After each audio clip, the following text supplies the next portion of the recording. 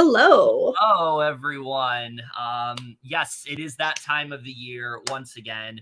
BB25 is in full swing. We have gone through the premiere, and we're very excited to talk about the premiere and then not talk about the rest of the season until a year from now. No, I'm kidding. We're not going to do that this time around because things actually look pretty promising, I will say. Yeah. But before we get into all of that, I am here with my lovely, beautiful co-host, Allie. How are you doing tonight, I should say, not today?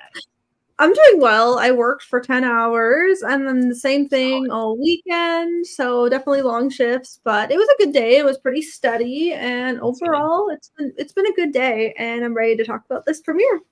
It would have been better if you were able to get home 2 hours earlier, but yes. I know. It was because of how steady it was. I'm like, I'm just going to stay for my whole shift. My day was fine. I didn't do too much. I went for a walk, so we liked that. That was fun. Yes. And, I saw a shitty movie called Meg 2: The Trench. It's stupid. The shark doesn't show up until like the last 30 minutes of the movie.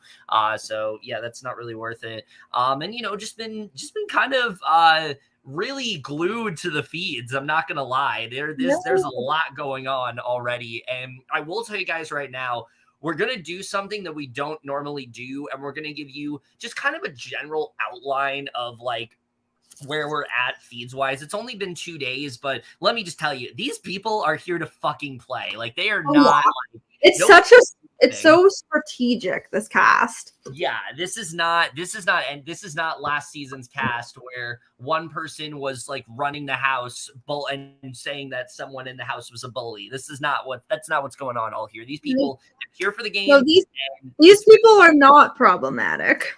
Now, are they good at the game?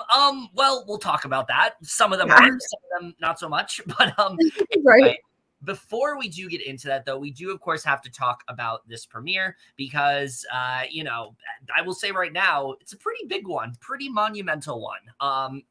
I think that for the majority of it, and I'll get your take in a little bit, but for the majority of it, I was kind of like, this is all we're doing? Like, really? We have this whole build-up, and then it's just what they want to do. Like, they try to do something different, and I'll give them that, but I don't really think it fully worked.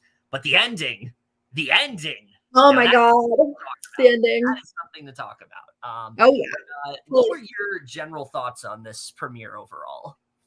I wouldn't say it was the worst thing ever, but it was also just kind of last season's. Yeah, it was definitely better than last season's premiere, but it was just kind of blah, just kind of like basic, very simple. But I'm still excited to talk about it. And then obviously the end was the best part. I do think that, in my humble opinion, if it hadn't been for the end, I probably would have said this premiere was really shitty. But the end definitely did make up for it. But with that said, we're going to just jump right into it right now. This was a 90-minute premiere, and I will say they really did not take advantage of those 90 minutes. No, it could have only been like an hour. I feel like they saw that they had a 90-minute premiere, and they just said, you know what? Let's just like stretch every possible thing we can out. Isn't that a great idea? Isn't that what everyone wants to see? Oh, yeah. We just want to like really just like kind of like make this as slow as possible, because that's really what this felt like. Now, I will say what I liked about this premiere right off the bat, we get this actually really good look back at some most memorable moments of the show, and it felt almost like a BB Can premiere with the way they were doing it. We got to see like some really memorable moments that happened. Like we saw Taylor's win, we saw Rachel calling out people for wanting to grab a life vest. Like we saw Janelle winning HOH. Like we saw a lot of iconic stuff here. We saw the cookout, and I thought this was a really solid montage, actually. I think if you have a 25th season of your show, like this is definitely the way to open it up. Oh, definitely. It was like, honestly, I'm just so excited for this season overall. Yeah, because to be honest, like I kind of expected them to do what they did for 20, which was not much of anything aside from like bring past players back and like run previous comps kind of. But it seems for 25, like they're definitely recognizing like, no, this is a much bigger deal. And I'm happy about that because I think they're definitely taking advantage for sure. So Julie then lets us know the Big Brother universe will be turned upside down, and just because there's 16 house guests doesn't mean there won't be more. And when she said that, I was like freaking out. I was like, what the hell does this mean? I was like, oh my God, are we about to have like 20 people in the house? Like, here's the thing. there are still theories out there that we have not seen all the house guests yet. Do you believe these are true, that there's still someone that we haven't seen yet that might still be in the house? Sorry? There's a theory going around that there is a 18th house guest. We just haven't seen them yet. Do you think there's any truth to that? I don't think so. Yeah, I don't Sorry, either. I was just reading live feed updates.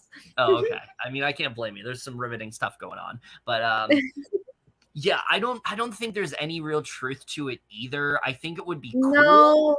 I mean, it'd be cool, but I just don't see it happening. Also, why would they have that person skip week 1? Like, that wouldn't really make much sense. Yeah, it just wouldn't make sense at all, and like I just think it'd be kind of pointless in that sense now. Yeah, I so when she did say that, I thought maybe there was going to be more than 17, but they had already announced that there was going to be a 17th house guest. So, you know, we kind of knew what she was alluding to there.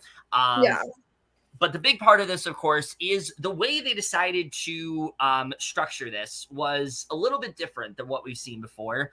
They've been doing this thing recently where they have them move in groups of 4. They each enter the house, and we see this like awkward scene of them trying to maneuver their way around to get to the backyard. And I will say, I'm glad they didn't do that. But in place of that, we get probably the most sloppily edited package of intros they could have possibly done. I mean, I didn't hate it. But it definitely was sloppy. Yeah, it just we get 8 people here. It's blue, red, which I thought it was so funny. The blue and red were first. I feel like I know it's so funny. Not have been a coincidence. Like it would have been funny if America was right after them. I was waiting for that, honestly. That would have been so funny. But it's blue, red, Jared, Mecole, Matt, Izzy, Reilly, and Jag. And here's what I will say about these intros. I like seeing them. I like that we got to see, you know, more than 90 seconds of Blue. We actually got to see like who she is, and she, as I expected, was very much playing it up in her intro. She's a lot more like down to earth and subtle and things like that, and I like her a lot.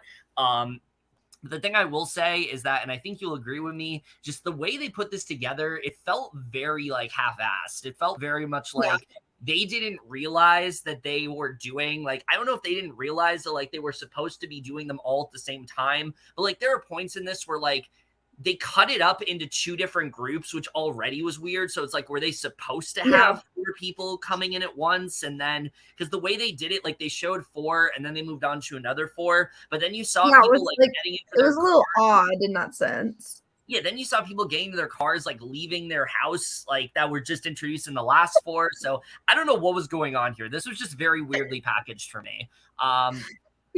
Anyway, the next 8 are Luke, Cory, Felicia, Hisam, I've been pronouncing his name wrong. I'm sorry about that. Hisam, Bowie, America, Cameron, and Kirsten. So we get all of them moved in, and once everyone's together, she lets them know. She doesn't let them move in, which I was saying this. I was saying this as a joke.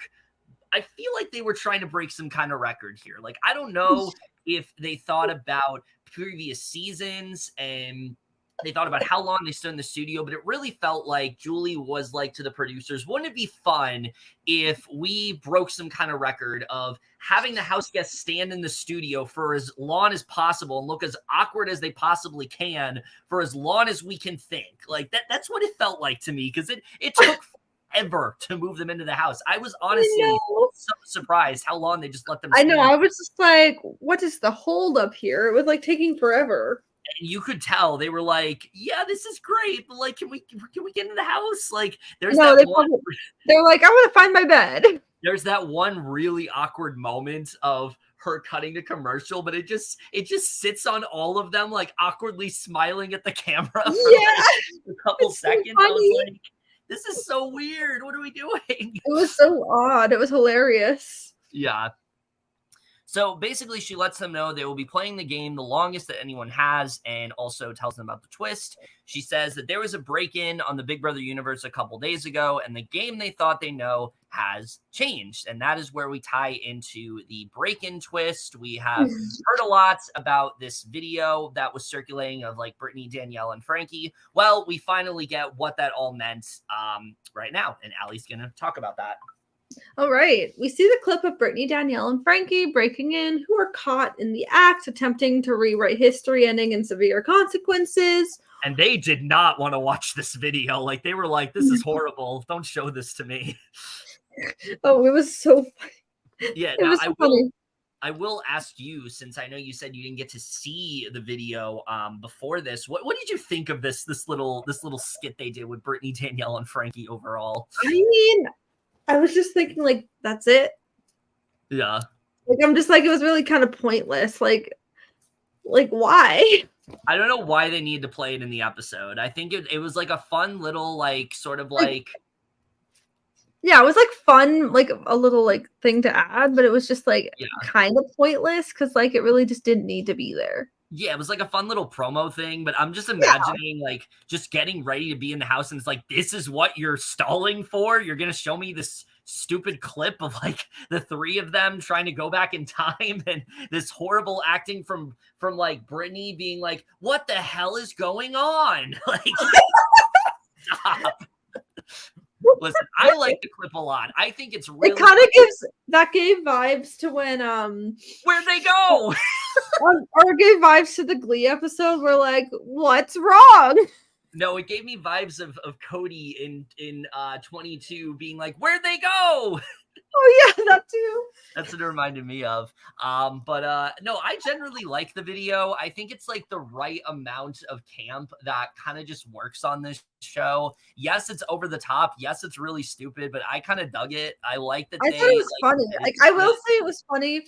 It was funny when Brittany was like mentioned her like her like lost her dignity to a slippery wiener. I like when she mentioned that. It was pretty funny.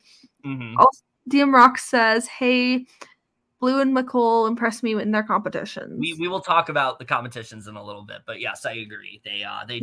I agree too. Respective challenges.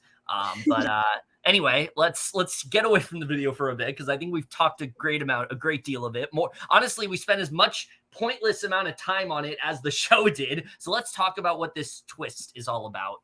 Well, that's true.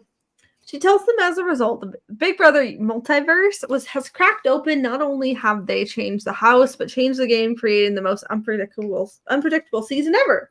And I was like, sure, Julie, you say this every season. Like, come on now. It's going to be stupid. True.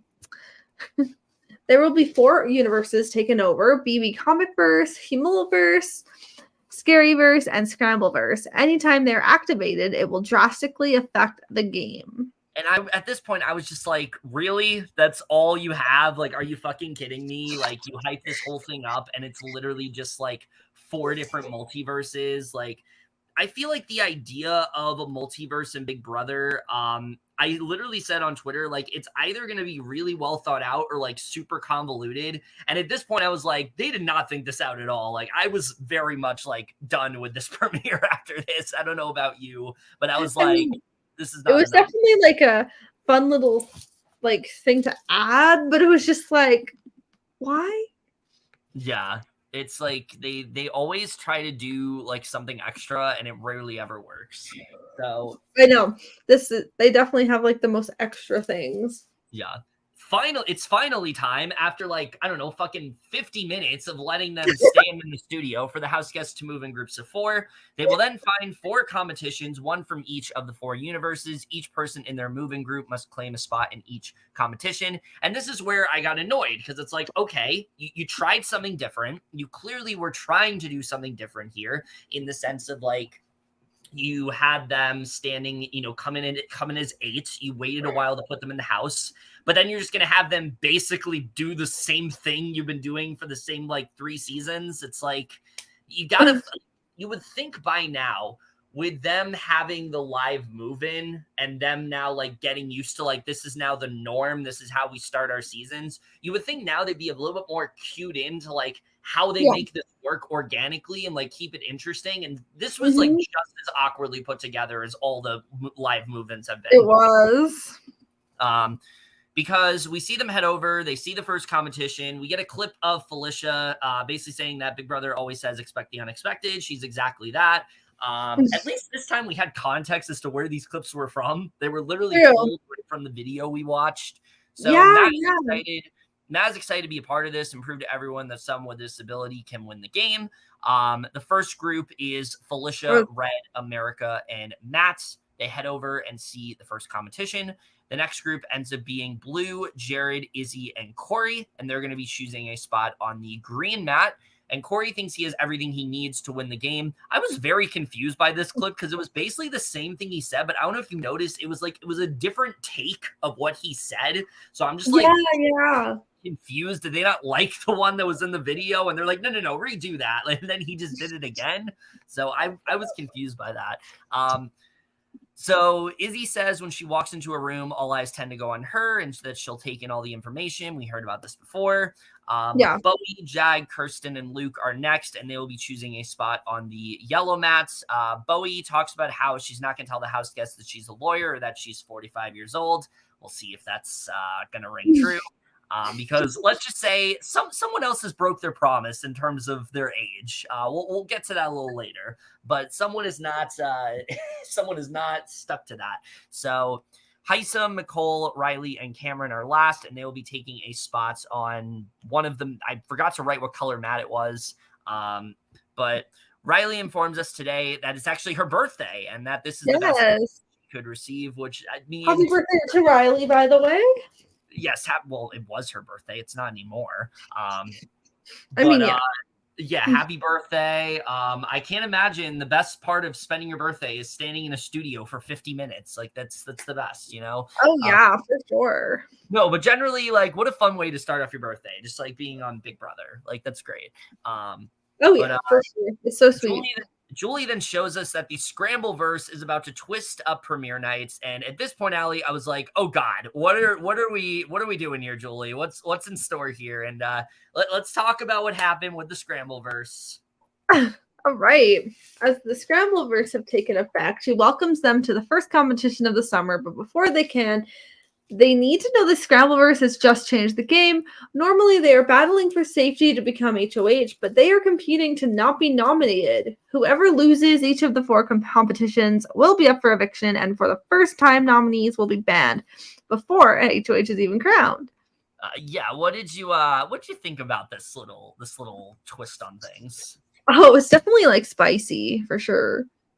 Yeah, I thought this was an interesting idea. It definitely changes up the game in a pretty drastic way because normally you have like the HOH making all the decisions, everyone's going to flock to them. It kind of forces you to like change up your strategy going in, so I like that. What I don't love is basically you're now being put on the block just because you're not good at a challenge, and it's not really. It's not really fair in that sense, but it's also kind of spicy in a way. Okay, but there's something else that happened that's really cool that also technically is not fair. So I don't think we need to talk about what's fair and what's not because I don't really care so much about that. What I care more about is just in terms of like the interest level. I think that it definitely is a fun little idea. It's definitely not something that I think needs to stick. Like, I'm glad that it's only like 1 week. I would have a much bigger problem if this was like more than 1 week. I think that for the first week, it's an interesting idea, but it also kind of reeks of what we just had in BB Can 11 with like what was it called? Like the last, I forgot what it was called. Like the twist where like if you're last in the comp, you're automatically on the block. Like it very much reminded me of that. Oh yeah, I think I remember that now. Yeah, I forgot what it was called, but like I really remember that twist a lot, and this just kind of reminded me of that. So yeah, I wasn't big on it to start, and I was like, I don't know, this is not what I thought it was gonna be. I know. All right, the first competition involves putting together a puzzle. America finishes it first, guaranteeing her safety. Bowie Jane is next. Yeah, I know, right? Bowie Jane is next, and Mecole is next, making Jared the first nominee of the night. So let's talk about the comps real quick. One, I thought this comp was very creative. They really went all out with the Scrambleverse. There were some really funny headlines, like Big Brother Over the Top renewed for a second season. I don't know if you caught that one. Oh my God, yes. it's not actually. It was a Scrambleverse headline. So good.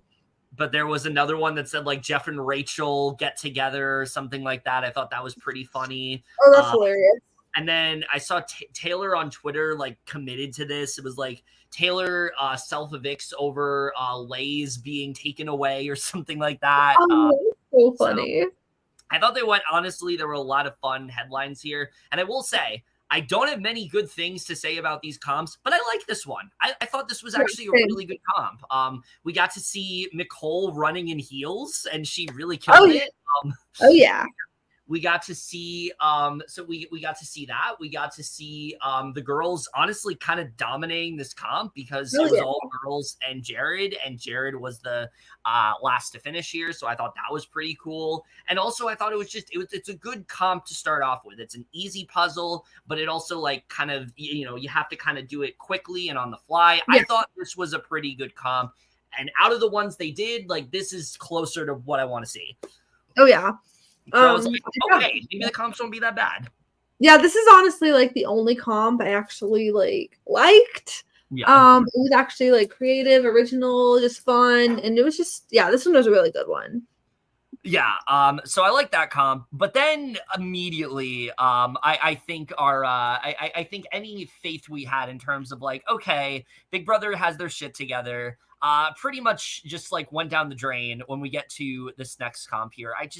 I don't know what they were thinking here, but the second competition literally involves a boot kicking them in the butt, and the goal is to have them kick themselves in the ass 100 times. That's literally the comp. They're just kicking themselves in the butt. Now, there is a point to this. I don't like the point that there is to this, but they're not just doing this for shits and giggles. They're doing it because in the have-not room, which we have seen on the feeds, anytime somebody leaves a have-not room now, they have to spin a wheel, and however many times the number lands on, they have to kick themselves in the butt with this contraption that's incredibly loud and distracting. I guess Big Brother really likes kicking people in the butt. I guess, yeah. I mean, and if that's what you're into, that's great. I'm happy for you with that. But I'm happy for you too. Like it's not really my cup of tea, Big Brother. I gotta me neither. This was not it. It was not it. I also felt like it was like very obvious who was going to win this challenge. Like Matt was like going so hard at this. Like it was so obvious he was going to kill it. And then you could tell that Kirsten was struggling. So like the fact that it was Matt and then Hisam and then Blue and then Kirsten was the second nominee of the night, it was very obvious to me that this was going to happen. And yeah, reiterating what DM Rock said, I mean, yeah, Blue really killed this challenge. I was honestly very impressed by her. And then obviously Mecole killed the first one. Yeah, it's running in the heels and things like that. That was crazy. So good. Yeah, there's like I know there's like a video going around of that all over Twitter, which as it should, because that was a pretty great, that was a pretty great moment. But it doesn't change the fact that this comp was fucking stupid, and I don't want to see it again. This is I don't either. It's so dumb. Yeah, I don't know what they were really thinking. Also, not looking great in terms of the noms. We have 2 of the 4 black people in the game already on the block. And I just find that very icky. Yeah, we don't love that. We don't love that at all. No. With that said, let's talk about the third comp of the night. All right. The third competition of the night is from the BB Comicverse, where Dr. Goo has been unleashing goo bombs across the multiverse, and they are to connect wires to the table with the goo bomb, but there is only one solution to make the wires fit. If the bomb explodes, they are safe, and it doesn't detonate when they must return and rework their wires. Yeah. What'd you think of this one? This one was interesting. This reminded me of the one they did last year where they had to like smell something and then like slime like went into their face or something like that. This was stupid. I didn't like this at all. This is I will say I like this one better than the kicking them in the butt comp. And I like it better than the next one. I'll say that too. Yeah, this is definitely like probably this like on the slight edge, probably the second best. Yeah, but still not something I'm necessarily a fan of. The funniest part still stupid. The funniest part of this is when Goueli mispronounced apocalypse and said Gookopolis instead of that was so funny. Which was great. And she was like really confident about too. She's like Gookopolis. It's like, that was, right. That's what it is. that was so funny. Yeah, that was great. She's such a clown. Yeah. All right, so Jag is first to detonate with Izzy in second. Cam is third, which means Felicia is also nominated. Again, another black person on the block. We don't love stop, that. Like, literally, stop targeting them. Ugh. And literally, they do nothing. They did absolutely nothing. Like, they did nothing. They just lost a comp. And also, like, again, similar to Kirsten, it was pretty obvious Felicia was not going to do well at this. So, maybe you should have done a different comp. Anyway, we get to the final comp of the night, which I'm not going to lie, easily the most baffling to me. I legitimately have no idea what they were thinking with this comp. I did not like this comp. But basically, it involves the Scaryverse, and it's going to involve all of them holding onto a rock so they aren't dragged away by a monster and disappear into the nether region. Let me repeat that again. Literally, all they are doing for this comp is facing on the floor, plank style, and holding onto a rock. We can't see their faces. We can't tell what they're doing. And again, this is a live show, and there's something they want to do at the end. And at this point, I was just thinking, they did not think any of this out. Like, this is very poorly ran. I just can't, can we just go back and move on? Because this is horrible. I was baffled watching this. Honestly thought this was the worst comp of all of them. Like, it was terrible. I don't understand why anyone thought, oh yeah, an endurance comp on an episode that needs to end at this time. That's a great idea, right? No, not at all. Yeah, it was horrible. Like, I literally thought they were gonna, because Julie's like trying to keep it interesting. Like, you could tell she's like, "Wow, I'm really impressed how long you guys are taking." Yeah, literally, have an endurance comp right before the real 3. LOL. True. This is what I'm saying. Like, they knew that this reveal was happening. Why did they think that, like, oh, they're gonna drop in like 5 minutes? Like, no, they were hanging there for like a while. I honestly thought it would have been so funny if, like, they literally had to go over and be like, tune in Sunday to see who won the last challenge. Like, no, like, come on. Yeah, I just don't know what they were thinking here, but Julie's really I don't think they were thinking here. Yeah, honestly, BB production thinking, I don't think that's something they do very often. But let's be honest with ourselves. But yeah, Julie's impressed how long it's taking them to hold on. I don't know why. It was such an easy comp. But I will say, apparently they were being dragged, but like we couldn't tell. So like, again, just they really badly set up. The audience couldn't tell what the hell was going on. But after a while, Cory disappears and has become the 4th nominee. When he returns is anyone's guess. I'll tell you right now, spoilers, it's literally just an hour. It's not that big of a deal. Yeah, so... I thought he was going to be, like, gone for a while, but an hour? Like, come on, that's it. Yeah, he literally was only gone for an hour. Now, apparently, this is what he says in the feeds. He cannot say what actually happened because I guess like it's like confidential, so I don't really know what that's all about. Spicy, yeah. But it literally was just an hour. I thought this was so pointless. But I will say it's going to be very funny if Cory ends up being first boot, same as his brother. That'd be so funny. And but, I will say all these noms, like I love all of them. So I mean, the noms are very icky. But out of the 4, I prefer Cory to go. Yeah, I mean, Cory's definitely the one. And here's the thing. We said on the draft that Cory was probably getting pre-jury anyways. Like, I'm not too surprised to see this happen. 7 Choice Kings, Literally, I feel like. And it would be 17, too, because Jackson was 18th. So... Yeah, no, that's literally what's going to happen here. I feel like Zach and Cory would die of laughter. Oh my god, yeah, and Zach's such a troll too. Like he's never gonna let Cory live that down. I know. So yeah, just to recap here, Jared, Kirsten, Felicia, and Cory are all nominated. But then she tells them they need to be prepared for anything because what the BB multiverse has in store for them is far from over. And I thought we were done at this point. I was like, wait, okay, what about the 17th house guest? Is that like not a thing? Is that not something we're doing? So before the night ends, is announced that the Scrambleverse has activated another twist. And at this point, I was like, oh God, what could this possibly be? Like, it's already been terrible. But then all faith was restored. And I was like, you know what? I'm never saying a bad thing about the Scrambleverse again, because No, me either. At the very end of the episode, and the way they did this, I thought was so cool. They Oh, pan away I from know. Goueli, you see a hand, and lo and behold, there is Survivor legend Cirie Fields. She will be joining the house guests and playing alongside them for the first time. As she which is should. so cool. I will say I did have like a feeling she would be part of it, but Yeah. because of like also speculations on Twitter, so I kind of had a feeling, but I'm like, would it be true? Would it not? Yeah, so I will get the elephant out of the room right now. I have not seen a single season of a show that Cirie has been on. So all of my excitement is more just, oh my God, I get to see Cirie play something finally, because I haven't watched The Traitors yet. She's I so haven't good. watched any of her seasons of Survivor. I know I need to. I know I'm probably losing credibility by saying this, but I need to get on that. But yeah, Cirie, I'm so excited to see her here.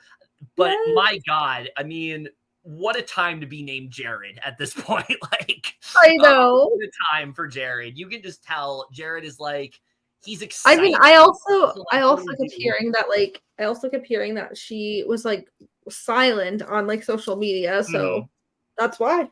Yeah, there was a lip sync event last night that like a bunch of Survivor and Big Brother players attended, and she was supposed to be there and was nowhere to be found. So people kind of just like figured it out that way. That's like, yeah, she's probably playing. So, oh yeah, and indeed she is playing now. Woo! Like I said, I haven't seen Cirie play, but Allie, as someone who has seen Cirie played something, how exciting is this? Oh, I am so excited to see her play Big Brother because I think she'll be so good.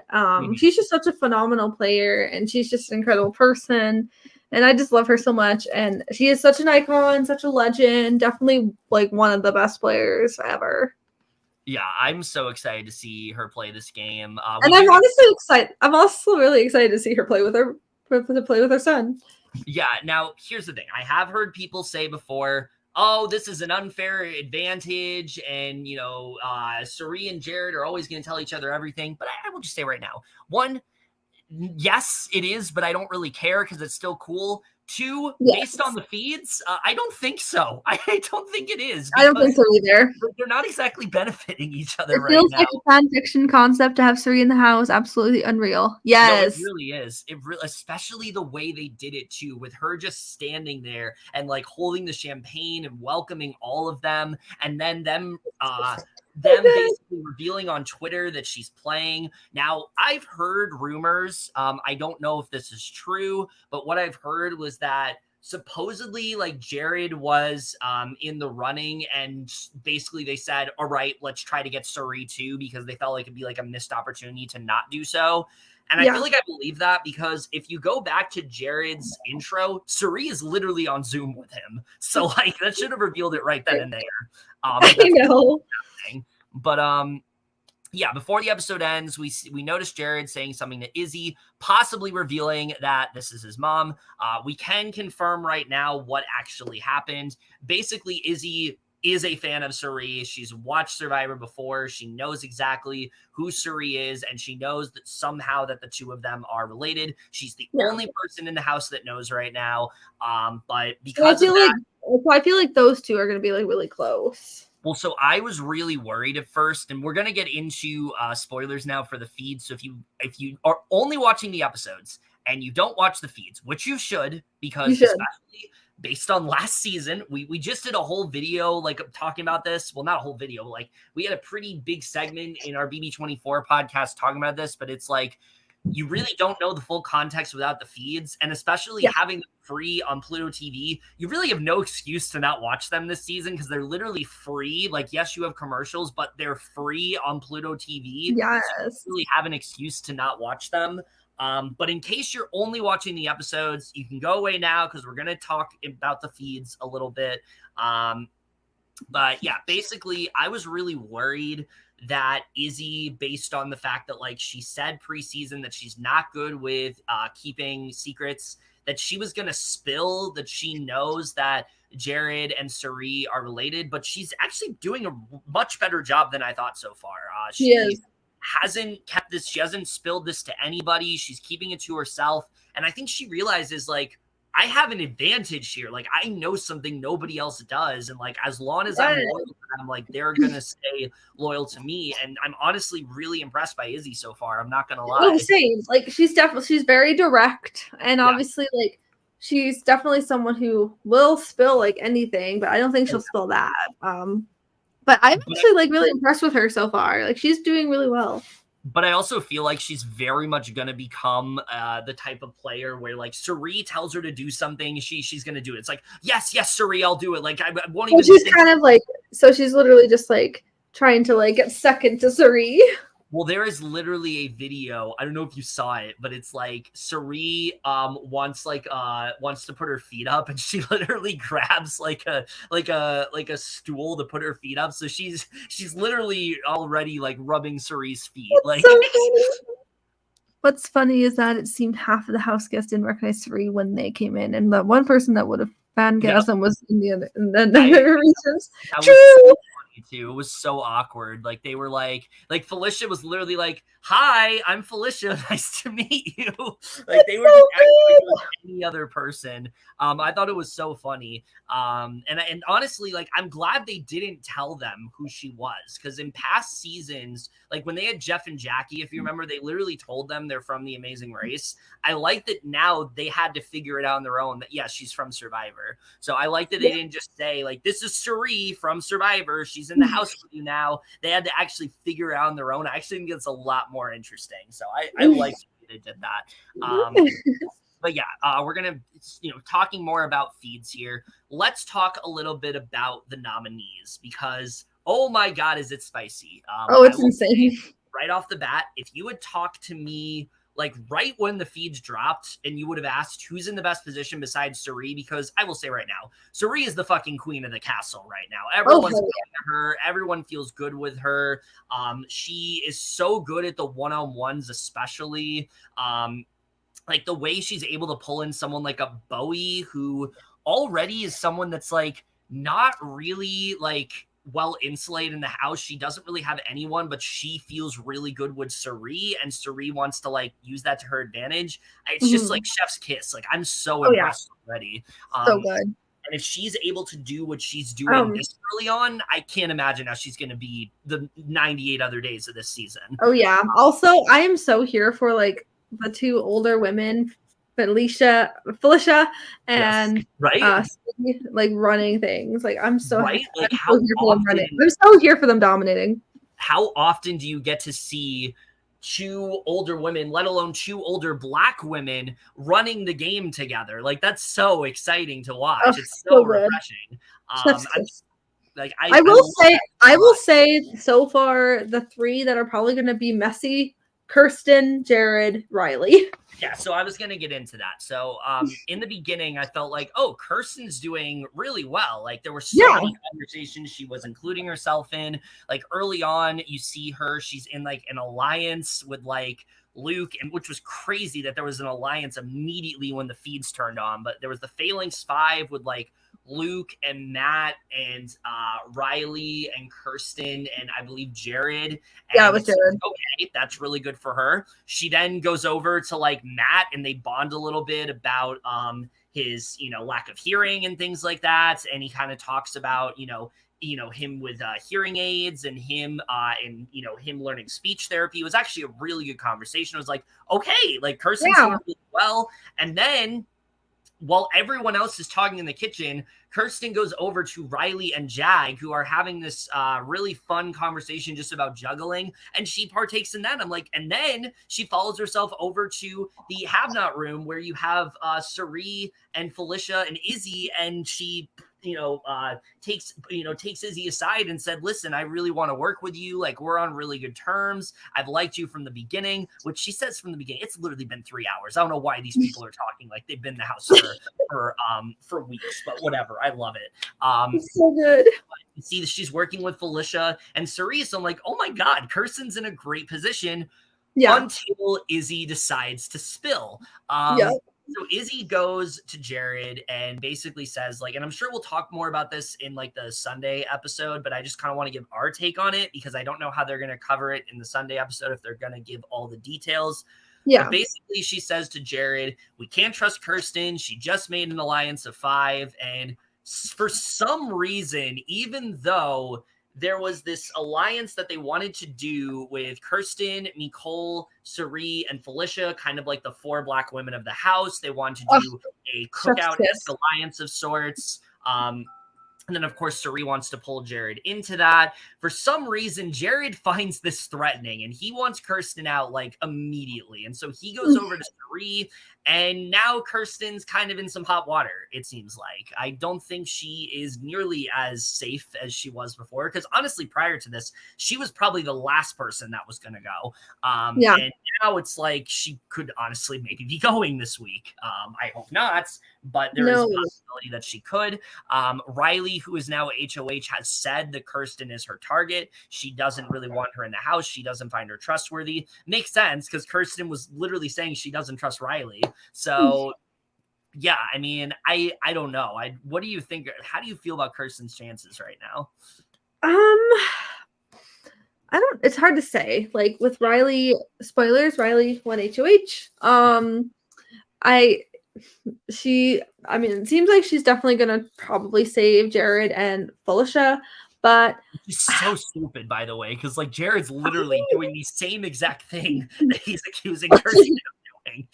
It's just like, I think Cory would still go over Kirsten. Oh yeah, because the other part I haven't talked about is that Cory went over to Cirie, basically fanboying like the way we expect him to, and talking about how like he knows her from Survivor. He says that he loved, he's like, oh, you were robbed in Micronesia and things like that. Like almost like he was at like a fan event and meeting Cirie. And she's like very taken aback by this. She's like, don't talk to me like I'm a Survivor player. Talk to me like I'm a real person you're trying to play the game with. And he goes on this whole like tangent about how it's like, I really want to, like, I want to be in a season where Cirie does well. And like, all of this is great, but you can tell Cirie is like not into this at all. She doesn't want people to talk about her being on Survivor. And I feel like she's very threatened by Cory because of the fact that he knows so much about how she plays. It's because it's such a new game. She just wants it to be different. Yeah, and if I'm Cirie in this scenario, I want him out immediately, and that's exactly where we're at. She wants Cory out like as soon as possible. So what I think is going to happen is Reilly is going to try to have Kirsten be her target. She thinks she can make that happen, and it's going to end up being Cory. And the reason I think that is because, one, Reilly is not exactly playing the game very well so far. I think that not really. Yeah, she's doing a lot of telling one person one thing, but then telling one person something completely different. And I'm sure those people are going to compare notes at some point, and she's not finding a way for them not to compare notes. Mind you, it's day 2. All this is happening. It's day 2. It's crazy. But yeah, she's literally telling Kirsten that like, oh, I'm doing this for the girls and the girl power, but then tells Blue, who it seems like she does want to work with, that I don't really care if I'm in an alliance with girls or guys. I really just want us to, I really just want a solid group of people that I can trust. But apparently to her, a solid group of people is not just like 4 or 5. No, she wants to work with like half the house. Which is she's like, so messy. Like, this is not good. Please don't be another Grateful. It's literally an impossible feat for that to happen. I don't think. Oh God. Also, I read a tweet here. It's Reilly. It's from a few hours ago. It's Reilly said, "I had this dream we could solidify 8 people. We would have the numbers immediately." And Jared's like, "It's almost like the cookout, bro. But call it the reunion because everybody's invited. It's not just Mecole." No, that's not. No, stop. That's not. And then all the replies are just like, someone said, "Hold on, where was it?" Someone said, Cirie, come and collect your son. Yeah, I mean, and Cirie actually is, you can tell they are not on the same, like, wavelength at all. Like, I said this preseason, And I think it's very much true. Just because Jared is Cirie's son does not mean he has the same skill set as her, because he is kind of I feel like they'll work together for now, but like at jury they'll cut each other. Yeah, I think now she realizes like she kind of needs him in the game for like he kind of needs her in the game for a little bit, and she wants to kind of help him like navigate. Yeah. But I feel like if he's going to keep doing what he's doing, which basically what he's doing is just assuming that like Felicia and Cirie want to be included in things that they haven't expressed to him that they want to be. And so anytime someone says like, who do you feel good with? Jared just blurts out Cirie and Felicia. We can get Cirie and Felicia. Even if they didn't even entertain it, he just brings it up. This is the equivalent of like, if you and I made a secret final two and you didn't want anybody else to know about it, and you're like, who are you good with? Allie, I'm good with Allie. We're going to work with Allie. It's like, that's basically what he's doing without even thinking about it. He just immediately includes them. And even Cirie is like, yeah, don't include me in things. Like, I'm not here for this. So yeah, I don't see right now. I don't see Jared. I don't see Cirie wanting to keep Jared that long. I think right now her loyalties are to Felicia and Izzy, and I think that's how it's going to stick. At least. For me. I think so too. And I'm here for like Kirsten and Mecole. And then I'm also here for Reilly and Jag. Oh, Reilly and Jag are great. But the thing is with so wholesome. I actually think that Jag is going to be the one to like ring Reilly in and be like, listen, we got to pump the brakes here a bit, because she was talking about like who she wanted in an alliance, and she brought up Luke, and Jag said something to the effect of like, well, we could do that, but Luke is like very much tied to Matt, and whatever Luke does, Matt's going to do. Do we really want to bring in a tight duo like that? So I feel like Jag is going to be the brains behind this duo, and Reilly's going to be the one who's like, yeah, okay, yeah, sure, we'll do that. Like, she's going to kind of agree to what he's doing, but I think Jag is definitely like the stronger player. Like right now, I think the people that are playing the best games are, aside from Cirie, obviously, because she's Cirie, she's doing amazing. I mean, yeah. Definitely, I think Jag is playing a really good game. People tend to flock to him. People really like him in the house.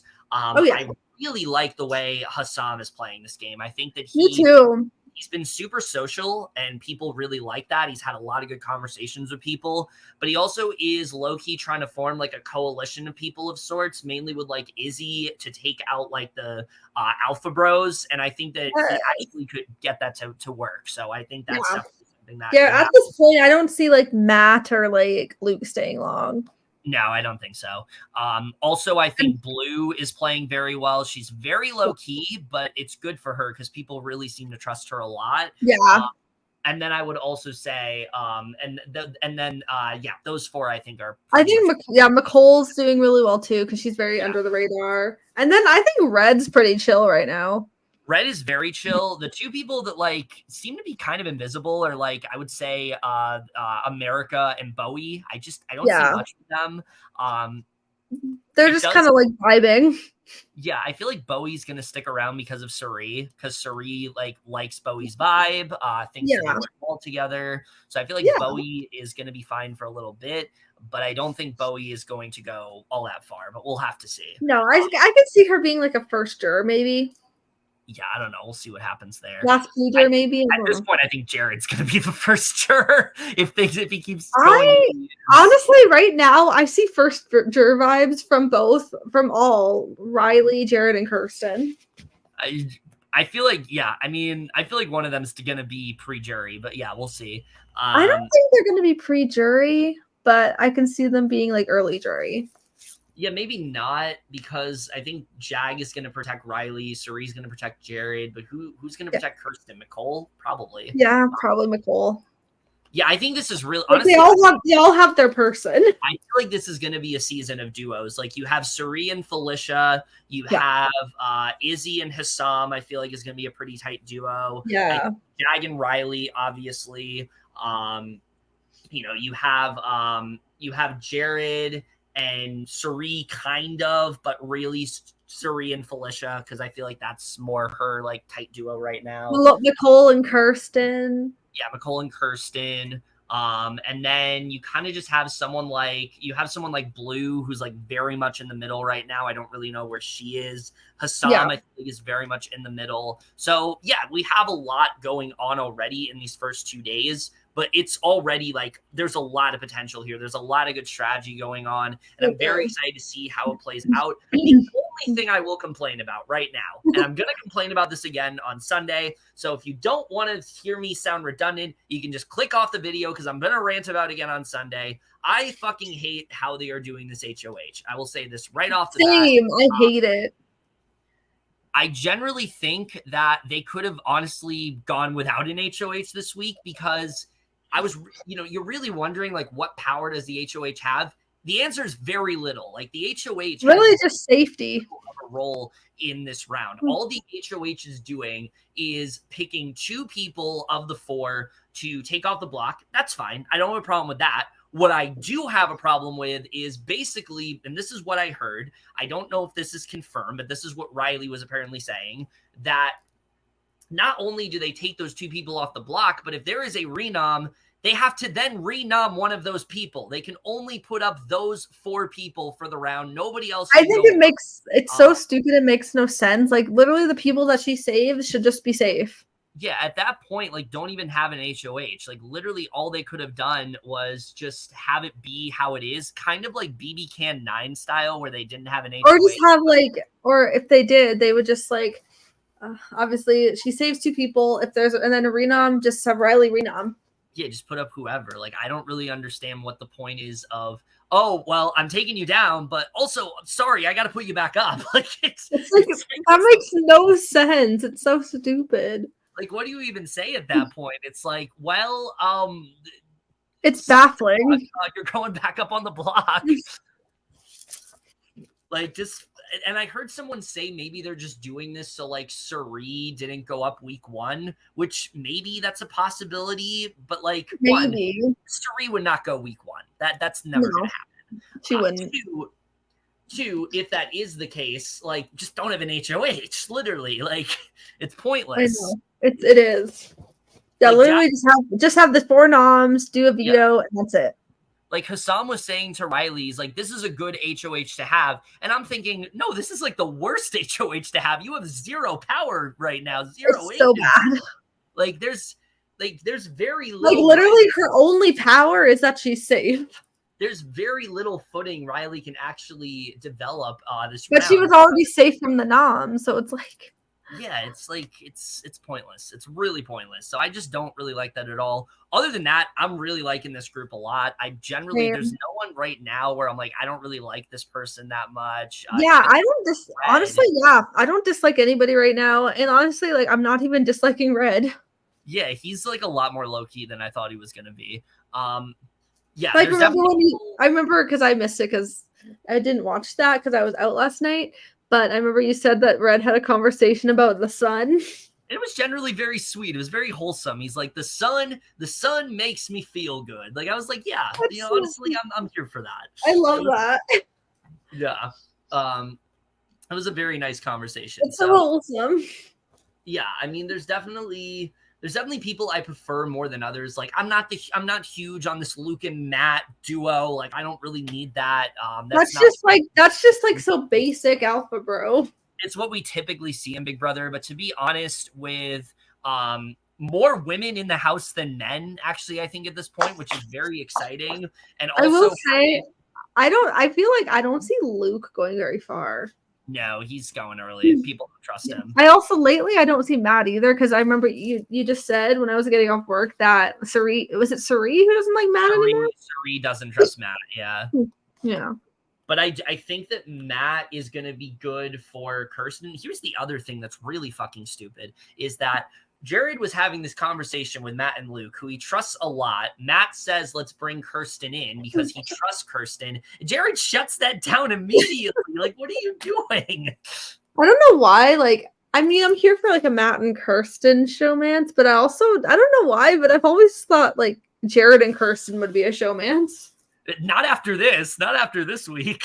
I mean, unless they have like a really good conversation. they did have the thing is they did have a really good conversation before this. And you know what he told her? She literally said, I think I'm over strategizing. I think I'm doing too much. And he said, you know what? Don't worry about that. Enjoy all the strategy you're doing. Enjoy all the social game you're doing because it's only night one, but enjoy all of that. And don't get too stressed out and don't let anyone tell you you're doing too much. And now he's saying she's doing too much. It's like, what was that? What is Jared doing? Cirie just needs to talk some sense into him. She has, but I feel like she needs to have like an hour-long like session with him and just be like, listen, we really got to go over how to play this game because you're not doing well. Just a nice little mother to son conversation. We just need to have a little heart to heart. Yeah, please see me in the house. I will say Cirie and Jared are adorable. Oh, they're great. I love their dynamic. I love when he was calling Hisam Hyman, and she's like, that's what you do when you lose your virginity. I thought that was great. Oh, that was so funny. Yeah, that was a great conversation. But yeah, other than that, I think that's that's great. I think that's really all we need to cover in terms of like the premiere and a little bit of the feeds, because I think it is important to talk about the feeds here and there. Yeah. We're going to try to, I think, talk more about the feeds this season because we should definitely really want to reiterate. Even just like little bits. Yeah, kind of like what we just did, just like a little like 15 like to 20 really just like any key things, key points, big things. Yeah, we're not going to give you a whole like we're not going to do a whole thing about every single thing that happened on the feeds, because if you want that, go watch RHAP. They do that very well. But like shout out to RHAP and shout out to Silent Podcast. Yeah, shout out to them. Shout out to Reality Kingdom. Shout out to hell yeah. What other podcasts are there? The Cup, there's that one. That one's really good. Also, what is Cat Valentine's called? Or not Cat Valentine. Cat Dunn. Oh, I don't know actually. Called her Cat Valentine. Cat Valentine. I was like, Cat Valentine.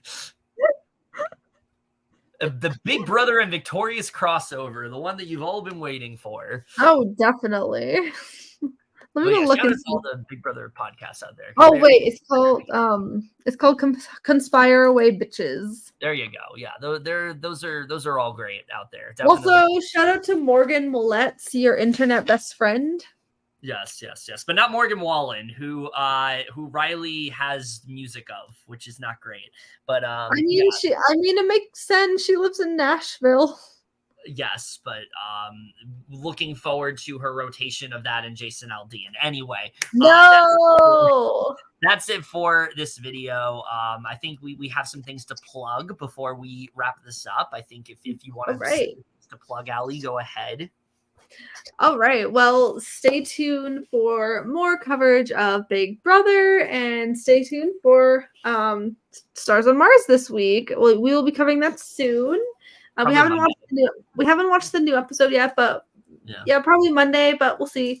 And obviously stay tuned for more Claim to Fame. Yes. And of course, whenever we watch The Circle, The Traitors. We really need to watch The Traitors now. I know. Oh, definitely. We do. And we definitely need to, and obviously we'll probably restart The Mole. I'm also probably going to watch Survivor Micronesia because that's the season. I kind of want to rewatch that one. It's been a while. Because I feel like I need to do my homework on her. To really see, like, because I already get the hype. Like, I already do. Like, just seeing her in these two days, like, I already get the hype. But I just need to see, like, her best moments, you know? Oh, yeah. So that's And then, of course, stay tuned for Secret Chef. We will be watching that soon as well. Yes, we forgot to plug it recently, so I'm going to plug it again. We will be doing, since we've done every other season as a podcast, we will be doing a podcast for the final season of High School Musical, the musical, the series. Season's coming out on Wednesday. We're probably going to watch the whole thing then. I don't love the fact that the whole thing is dropping on Wednesday, especially when it's the final season. But regardless, it's cool, but I'm just like, I wish it was weekly. Yeah. But regardless, I do also kind of wish they had like maybe more than 8 episodes. Yeah, that too. Yeah, Like we'll see. 10, 12, maybe 13. I would have loved 13, but we're getting 8. We'll see how it goes, but we will be 13 the music. 13 the musical. as long as it's not the movie, that's fine. But yeah, we will be doing a podcast of that, so look forward to that. And yeah, I'm just to wrap it up. We are sticking with Big Brother this year. We're not going to do what we did last season. We're going to try to cover as much as we can because I'm really loving this season so far. I like this cast. I think it's already so good. Like I love the cast so much, and I cannot wait. And really just shows the difference it makes when you actually cast a group of people that are, I don't know, likable and not likable, unproblematic, and not just fun. Fucking people you could have found. Like, and also where were all these black women and black people for Taylor? Literally, where was this whole cast for Taylor? Honestly, they would have been. So I wonder who. I mean, besides like the black women, I wonder who she would have worked with this season. I don't know. Maybe we'll find. Maybe we'll find out if she ever says that. But anyway, that's it for this video. Yeah, Hope you guys enjoyed it. Comment down below. Let us know what you guys are thinking of Big Brother 25 so far. How are you thinking about this twist? It's crazy. Cirie's on the cast. Like, it's insane. How are you feeling about that? If you're watching the feeds, let us know what you're thinking about that. But just to be courteous, and also hit us up if you want to be a guest as well. Yes, we always love getting to have guests on here and have different perspectives and things like that. It's always fun to do that. But that's it for this video. Hope you guys enjoyed it. And remember, couples who podcast together, stay together. We will see you guys later.